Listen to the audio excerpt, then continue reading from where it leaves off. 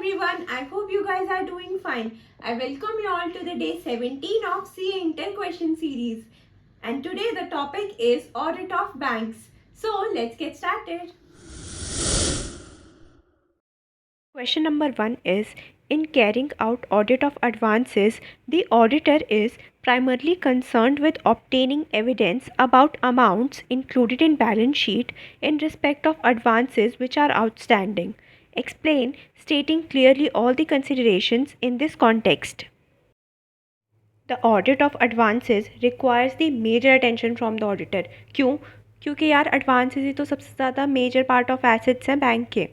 तो इसमें in carrying out of audit of advances, the auditor is primarily concerned with obtaining audit evidences about the following.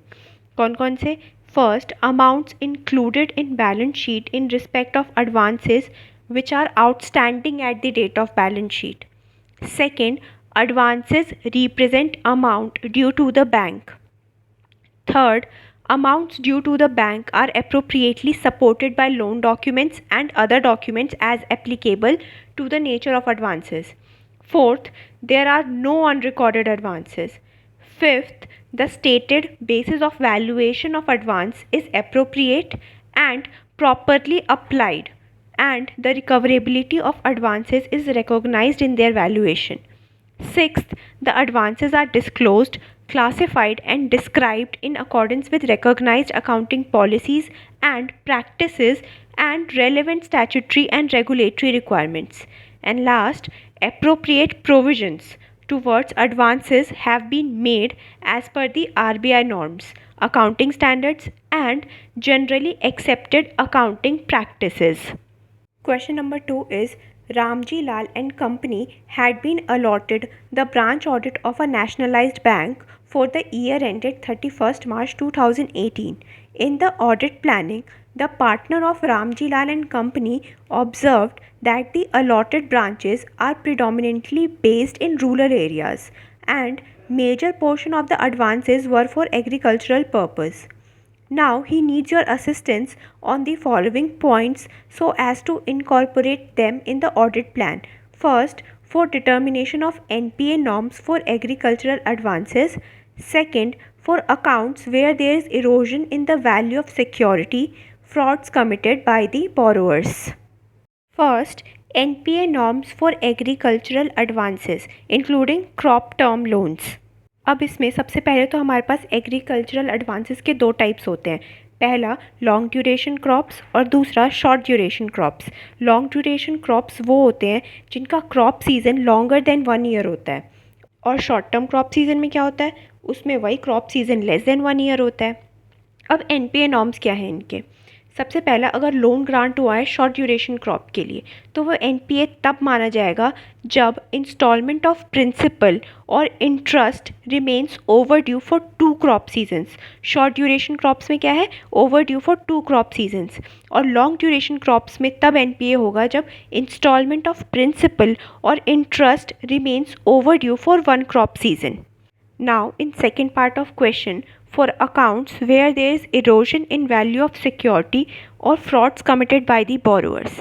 अब इसमें erosion in the value of security can be reckoned as significant when the realizable value of the security less than 50% होगा. किसका?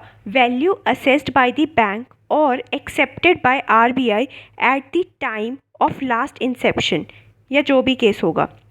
ऐसे NPA state away classified हो जाएंगे doubtful category में, और जो भी प्रोविजंस एप्लीकेबल होंगे वो बैंक को मेंटेन करने पड़ेंगे. इसमें एक और पॉइंट है, if the realisable value of security as assessed by bank या अप्रूव्ड वैल्यूअर्स या आरबीआई 10% से कम है of the outstanding in the borrower accounts, इसमें कोई सिक्योरिटी एग्जिस्ट करती भी होगी तो उसको इग्नोर कर दिया जाएगा और इसको स्ट्रेट अवे लॉस एसेट्स की कैटेगरी में क्लासिफाई किया जाएगा. And it may be either written off or fully provided for by the bank. Now, question number 3 is, the discussion between members of the engagement team members and the audit engagement partner should be done on the suspectability of the bank's financial statements to material misstatements. Briefly discuss the points ordinarily included in discussion of the engagement team. इसमें engagement team के discussion में कौन कौन से matters discuss होंगे? तो सबसे पहला है errors that may be more likely to occur. Second, errors which have been identified in prior years. Third, method by which fraud might be perpetrated by bank personnel or others within particular account balances and or disclosure.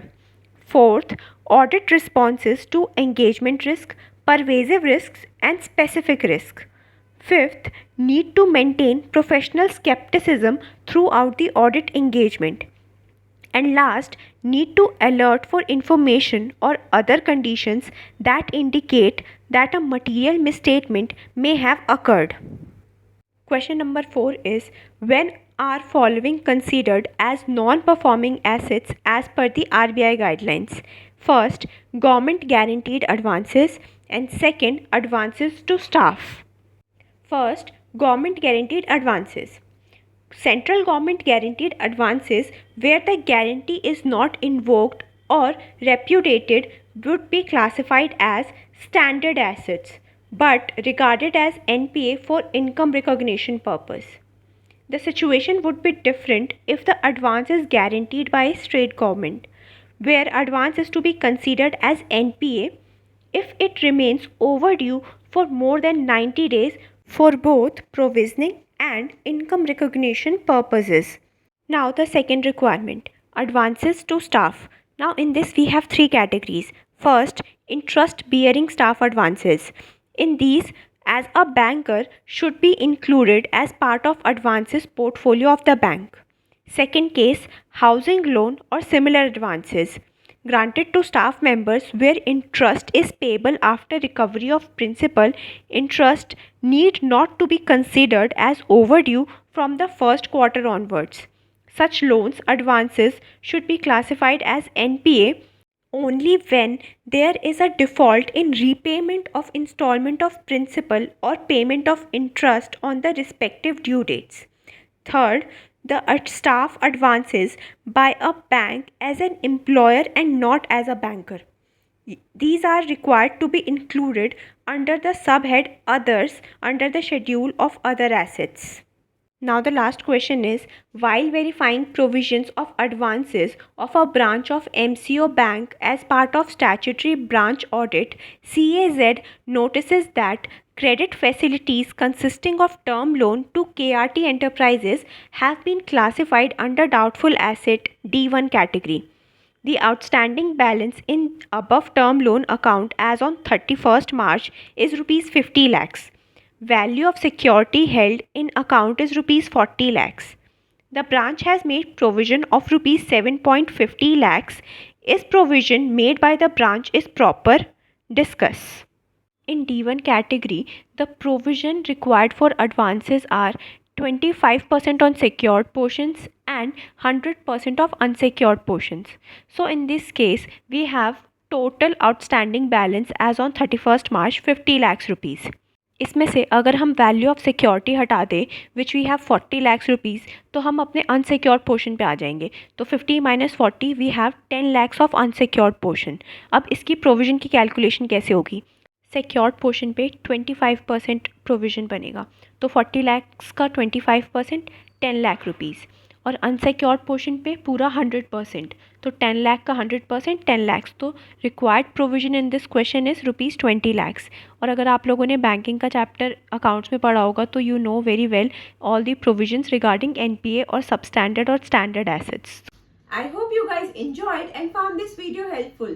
Do like the video and subscribe to the channel, and I'll see you in the next video with new chapters and new questions. तब तक मेहनत करते रहें और आगे बढ़ते रहें.